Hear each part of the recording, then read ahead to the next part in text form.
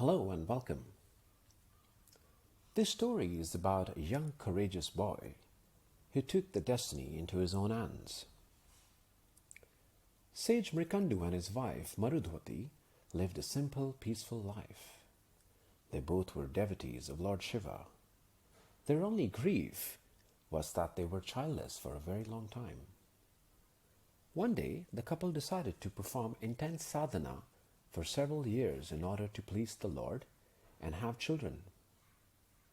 They spent years and years in sincere and fierce sadhana. One day, impressed with their devotion, Lord Shiva in all his splendor appeared before them. And he said, "I am pleased by your devotion. Ask from me any boon you desire." The couple was overjoyed, and they prayed, "O Lord, I am childless, grant me a son." The Lord said in reply, "Do you desire to have a virtuous, wise, and pious son who will live up to 16 years? Or a dull-witted, evil-natured son who will live for over 100 years?" The couple knew of their choice, and without hesitation or a shadow of doubt, they asked for a short-lived yet an intelligent son whom they could be proud of. Lord Shiva granted the request and departed. After some time, Marudhwati conceived and gave birth to a son. The parents were extremely happy and they named the boy Markandeya.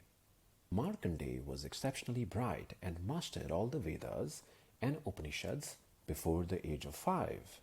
His pleasing ways endeared him to his teachers and everyone in the village. The boy was liked by one and all.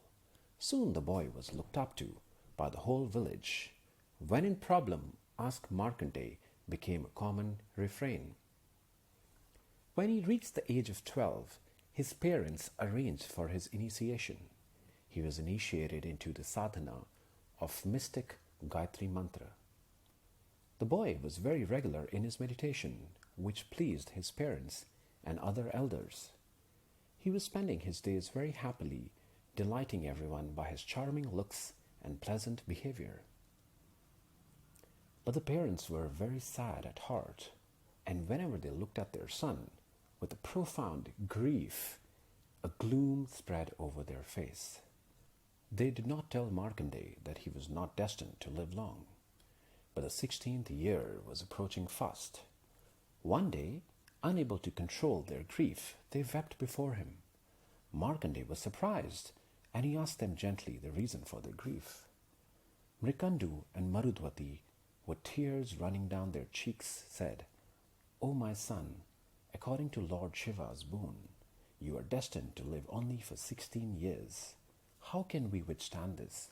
We are helpless and do not know what to do." Markandeya consoled his parents, telling them, "Death is not a thing which wise people should dread. It is a natural phenomena as birth." The next day, the boy came to his parents and said, "Dear father and mother, do not worry for me. I am confident of winning over death. Pray bless me that I may succeed in my endeavor." He asked for permission to perform a severe, intense sadhana to please Lord Shiva. The parent blessed him and sent him. Markandeya settled near the river banks and made a beautiful shivling for himself and started his meditation. Years went by as he sat in his deep sadhana. He was almost close to completing his 16th year. Yam, the god of death, knew that Markandeya's life was to come to an end.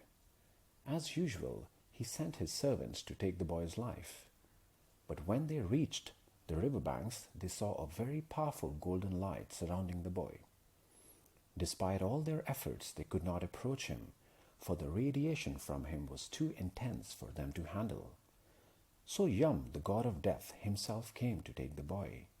When he came down, he saw the young devotee engaged in intense and fierce sadhana, worshipping the Lord Shiva.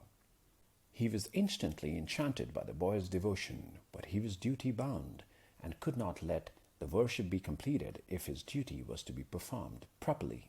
Markandeya could not be allowed to live a minute longer after the completion of the 16th year. Normally invisible to human eyes, but this time Yam had been forced to show himself to the young boy by the virtue of the latter's intense devotion to God. Yam threw his rope around Markandeya's neck and also the Shiva ling and started pulling it. But this did not break the boy's meditation and he continued to chant. Surprised at this, Yam used all his powers and might, leading to the split of the shivling into two halves. And there emerged the three-eyed Lord Shiva himself. He warned Yam to back away from the boy. Seeing the Lord Shiva being the boy's protector, Yam backed off and bowed to the boy in great regard. From this day, Markandeya got the names Mrityunjay, the one who stood victor to death, and Kalakal, the one beyond time. Markandeya is considered one of the 8 Chiranjeevis, immortals. He has become proverbial for long life. The blessings of the elders even today is, may you live like Markandeya. This story is symbolic of what destiny is. In reality, only as strong as ever might. Saints and mystics have been saying this forever. If you give charge to your destiny, you will be its slave. But if you give charge to self-governance, mentally, emotionally, physically, destiny will be what you would like it to be.